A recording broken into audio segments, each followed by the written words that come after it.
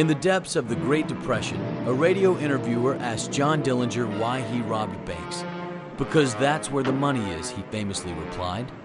With Dillinger about to be reimagined on screen by Johnny Depp, screenwriters trying not to confuse modern audiences might think about updating the quote to something like, "Because that's where the money used to be." Despite hundreds of billions of dollars of governmental support, the banks continue to suffer from the bad loans made during the housing boom and the loans that have soured as the recession has deepened.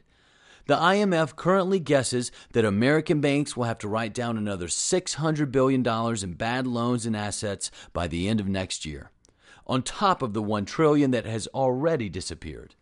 As long as the banks are burdened with crummy loans, they won't make new loans, and without new loans, the recession will get worse. Of course, that's not new news. President Bush said it a year ago, and he was right. The recession has gotten much worse. Of course, he also said that handing out hundreds of billions of taxpayer money to the banks would solve the crisis. In practice, it's only kept them from actually collapsing. The dirty little secret on Wall Street and in Washington is that the banks will need at least $500 billion more by the end of next year, and that's assuming the economy recovers. The Treasury hoped the new money would come from private investors. But who in their right mind wants to buy into a bank these days? Answer: no one except Uncle Sam. However, since the Congress doesn't want to be seen giving the banks more money, the Treasury is spending its time coming up with gimmicks to hide the fact that many large banks can survive only with the continuing influx of federal dollars. At the same time, the people who are running the country are afraid to actually be seen running the banks. So they are betting all that money that the same people who broke the banks will eventually be able to fix them. It's clearly not working.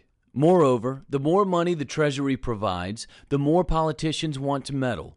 The revelation that the Treasury Secretary told Bank of America not to reveal to shareholders the massive losses in Merrill Lynch before that deal closed is Exhibit 1 in how not to run a bank. Somewhere, the ghost of John Dillinger is smiling. It's time for a more straightforward approach. Nationalize the banks that are insolvent and auction them off when they are viable. Break up the ones that are too big and sell the viable parts. Create clear rules so the healthy banks can attract investors and rebuild their profitability. FDR made history by closing the banks. President Obama can make history by fixing them.